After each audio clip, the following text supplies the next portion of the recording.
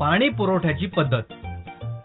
या भागात तुम्ही पाणी पुरवठ्याच्या विविध पद्धतींबाबत शिकणार आहात. पिकांची रोपे अंकुरण्यासाठी आणि त्यांच्या वाढीसाठी पाणी अत्यावश्यक असते. शेतीला पाणी नैसर्गिकरित्या म्हणजे पावसाद्वारे किंवा कृत्रिमरित्या म्हणजे कालव्याद्वारे किंवा अन्य यंत्रणेने दिले जाते. शेत जमिनीला कृत्रिमरित्या पाणी देण्याच्या पद्धतीला पाणी पुरवठा असे म्हणतात. विविध पद्धतींचा वापर पाणी पुरवठा करण्यासाठी करता येतो. या पद्धतींबाबत शिकण्याआधी चला पहिले पावसाच्या अनुपस्थितीत पाणी पुरवठा पिकांच्या उत्पादनासाठी आवश्यक असलेली जमिनीतील आर्द्रतेची कमीत कमी राशी राखून ठेवतो. तो पिकांच्या योग्य वाढीला नियमित ठेवतो आणि त्यांचे कडक थंडीत गोठण्यापासून आणि गरम वाऱ्यांच्या प्रवाहापासून संरक्षण करतो. पाणी पुरवठ्याचा कालावधी, दोन पुरवठ्यांमधील अंतर आणि पाणी पुरवठ्याचे प्रमाण हे जमिनीचा प्रकार व पिकावर तसेच ऋतूंवर ज्यामध्ये पिके पेरली जातात त्यावर अवलंबून असतो. मानवाने कृषी संस्कृतीला आपलेसे केल्यापासून शेत जमिनीला पाणी पुरवठा करण्यासाठी विविध पद्धतींचा उपयोग केला गेला आहे. पाणी पुरवठ्याच्या पारंपरिक यंत्रणेत मोट किंवा कप्पी म्हणजे ओढण्याचे तंत्र, चेन पंप तंत्र, ढेकली तंत्र आणि रहाट तंत्र यांचा समावेश होतो. काळाच्या ओघात पाणी पुरवठ्याच्या या पद्धतींची जागा आधुनिक पद्धतींनी घेतली, जसे तुषार सिंचन तंत्र आणि ठिबक सिंचन तंत्र. चला आपण पाणी पुरवठ्याच्या या सर्व पद्धतींबाबत माहिती करून घेऊया. सुरुवात पारंपरिक पद्धतींपासून करूया. मोट तंत्र हे पाणी पुरवठ्याचे सर्वात साधे आणि स्वस्त तंत्र आहे. यामध्ये विहिरीतून किंवा अन्य पाण्याच्या स्रोतातून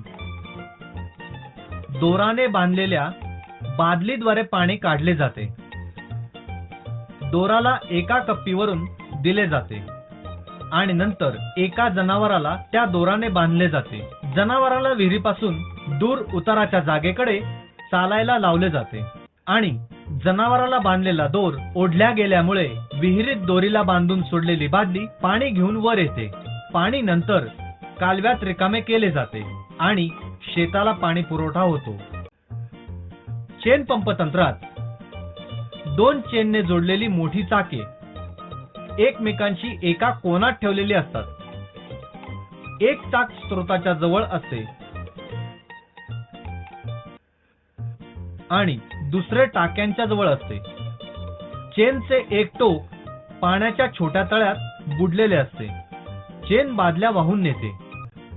जसे दांडा व हँडल च्या मदतीने चाक फिरवले जाते तशी बादली तळ्यात बुडते आणि पाणी काढते.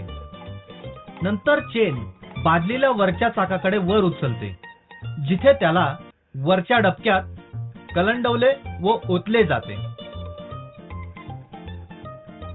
चेन नंतर रिकामी बादली भरण्यासाठी पुन्हा खाली आणते. डबक्यातील पाणी नंतर दारांद्वारे कालव्यात सोडले जाते. अशा प्रकारे हे तंत्र पिकांना कृत्रिमरित्या पाणी पुरवठा करण्याचे कार्य करते. पाणी पुरवठ्याच्या ढेकली तंत्रात पाण्याच्या स्रोतातून पाणी एक लाकडाच्या ओंडक्याच्या मदतीने काढल्या जाते. या ओंडक्याला आधारासाठी इंग्रजी वाय च्या आकारात असलेल्या झाडावर बसवला जाते. ओंडक्याला एका मोठ्या दगडाने बांधले जाते, जे तराफ्यासारखे कार्य करते. ओंडक्याच्या दुसऱ्या टोकावर एक बादली बांधली जाते. पाणी पुरवठा करताना बादलीला बांधलेली दोरी खाली ओढली जाते, ज्याने बादली पाण्याच्या स्रोतात जाते आणि पाण्याने भरते. बादली पुन्हा दोराला वर ओढून वर खेचली जाते. पाणी नंतर व्यक्तीद्वारे हाताने घेतले जाते आणि कालव्यात ओतले जाते. पाणी पुरवठ्याच्या रहाट तंत्रात दोन चाकांचा समावेश असतो. एक चाक पाण्याच्या स्रोतावर सामान्यतः एका उघड्या विहिरीवर उभे बसवले असते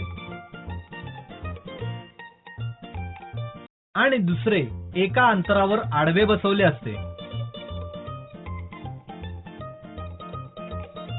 बादल्यांचा पट्टा पहिल्या चाकावर बसवला असतो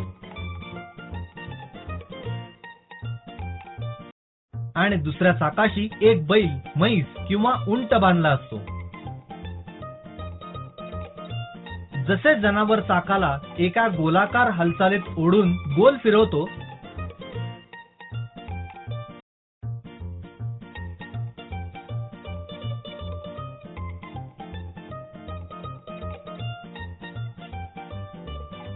तसे बादल्या जोडलेले पहिले चाक गोल फिरते आणि पाण्याच्या स्रोतातून पाणी बाहेर काढते आणि शेताला पाणी देते. पाणी पुरवठ्याच्या पारंपरिक पद्धती स्वस्त असल्या तरी त्या वेळखाऊ होत्या. अशा प्रकारे या पद्धतींच्या जागी ठिबक सिंचन तंत्र आणि तुषार सिंचन तंत्र या पद्धती आल्या. चला आता आपण या दोन पद्धतींबाबत विस्तारित रूपात शिकूया. तुषार सिंचन तंत्र ओसाड आणि समतल नसलेल्या प्रदेशात पाणी पुरवठ्याची पर्यायी पद्धती म्हणून वापरले जाते. या तंत्रात खूप जास्त उभे पाईप शेतात नियमित अंतरावर लावले जातात आणि त्या पाईपच्या तोंडाला फिरणारी तोटी बसवली असते आणि हे पाईप मुख्य पाईपलाईनशी जोडलेले असतात आणि ही पाईपलाईन मुख्य पाण्याच्या साठ्याशी जोडलेली असते. पंपाच्या सहाय्याने पाणी उच्च दाबाने पाईपमध्ये सोडले जाते.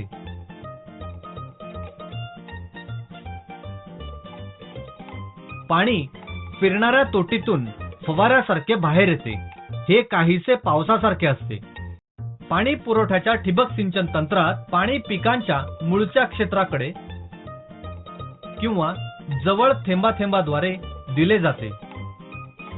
ठिबक सिंचन तंत्र हे पाणी पुरवठ्याचे सगळ्यात परिणामकारक तंत्र आहे, कारण त्यामध्ये अजिबात पाणी वाया जात नाही. ज्या भागात पाण्याची उपलब्धता कमी प्रमाणात आहे त्या भागात या तंत्राचा वापर जास्त केला जातो. पाणी पुरवठ्याची ही आधुनिक तंत्रे महाग आहेत. याला मनुष्यबळाची गरज कमी असते आणि वेळही वाचतो. या भागात तुम्ही शिकला की पिकांच्या उत्पादनाला सहाय्य करण्यासाठी शेतजमिनीला कृत्रिमरित्या पाणी देण्याच्या पद्धतीला पाणी पुरवठा असे म्हणतात. एक मोठ किंवा पुली तंत्र, एक चेन पंप तंत्र, धेकली आणि रहाट या पाणी पुरवठ्याच्या पारंपरिक पद्धती आहेत. त्या स्वस्त आहेत पण वेळखाऊ आहेत.